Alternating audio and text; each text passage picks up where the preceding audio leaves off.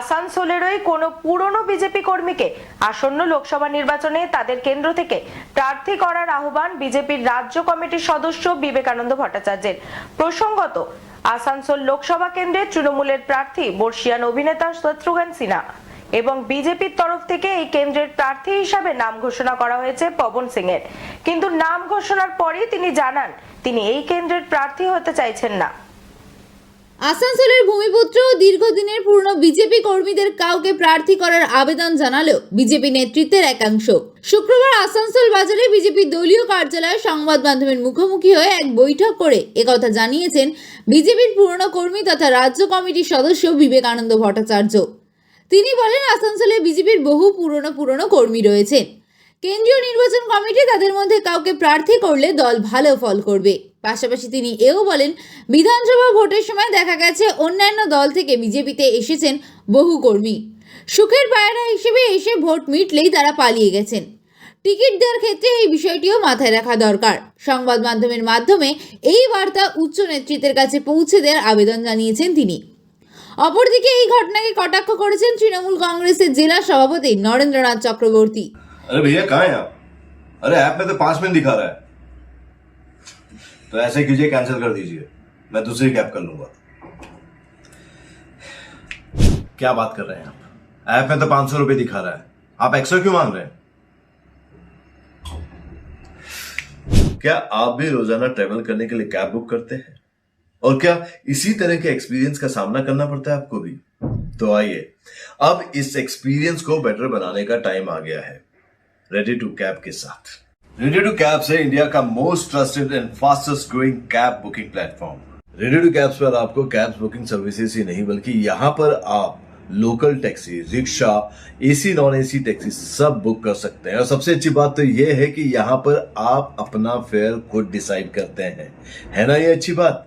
अब लंबे इंतजार की जरूरत नहीं है, ना ही एक्स्ट्रा फेयर देने की जरूरत है, और अपने डेस्टिनेशन पर लेट पहुंचने की टेंशन भी खत्म। यहाँ पर सिर्फ बुकिंग ही नहीं, रेडी टू कैब्स के साथ आप एज ए करियर भी अपने आप को ग्रो कर सकते हैं, जहां पर इंडिया के बाकी के सारे प्लेटफॉर्म के कंपैरिजन में आप ज्यादा रेवेन्यू जनरेट कर सकते हैं। तो अब इंतजार कैसा? बनाओ अपने कैब बुकिंग एक्सपीरियंस को बेटर रेडी टू कैब्स के साथ। आप इस ऐप को डाउनलोड कर सकते हैं प्ले स्टोर से या फिर ऐप स्टोर से, या फिर स्क्रीन पर नीचे दिए गए नंबर पर कॉन्टैक्ट कीजिए। मिलते हैं। চক্রবর্তী তিনি বলেন, ওদের প্রার্থী পালিয়ে গেছে, বিজেপি কোনো প্রার্থী খুঁজে পাচ্ছে না। তিনি দাবি করেন, আসানসোলের মানুষ শত্রুঘ্ন সিনহাকে প্রার্থী হিসেবে জয়ী করতে চাইছেন। উল্লেখ্য, আসানসোলে বিজেপি প্রার্থী হিসেবে পবন সিং এর নাম ঘোষণা করেছিল কেন্দ্রীয় বিজেপি নেতৃত্ব। এরপরে পবন সিং আসানসোল থেকে প্রার্থী হতে চাইছেন না বলে এক্স হ্যান্ডেলে জানিয়েছেন। এরপরেই আসানসোলে নতুন করে বিজেপির প্রার্থী বাছাই নিয়ে শুরু হয়েছে জল্পনা। বিজেপির এখানে বহু কার্যকর্তা রয়েছে, বলিষ্ঠ কার্যকর্তা রয়েছে, দীর্ঘদিনের পোলখা রাজনীতিবিদরা রয়েছে। কেউ এক একটি রাজনীতিবিদ 40-50 বছরের রাজনীতি করছে। ইদানিংকালে আমরা কেন্দ্রীয় যে কমিটি রয়েছে, ইলেকশন কমিটি, তার কাছে আমরা সূচনা পৌঁছাতে চাইছি যে আসানসোলে যে সমস্ত বলিষ্ঠ কার্যকর্তা বিজেপির রয়েছে, যারা দীর্ঘদিন ধরে বিজেপির কাজ করেছে, মার খেয়েছে, জেলে গেছে এবং নিজের পয়সা কড়ি সমস্ত কিছু হারিয়েছে, সেই সমস্ত বিজেপির কর্মীরা যারা জীবন দিয়ে বিজেপিকে ভালোবাসেন, আগামী লোকসভা নির্বাচনে সেরকম বহু প্রার্থী রয়েছেন যারা প্রার্থীর যোগ্যতা রাখে, যারা সম্মানের সহিত প্রার্থী হতে চায়, তাদের কথা কেন চিন্তা করছে না আমরা বুঝতে পারছি না।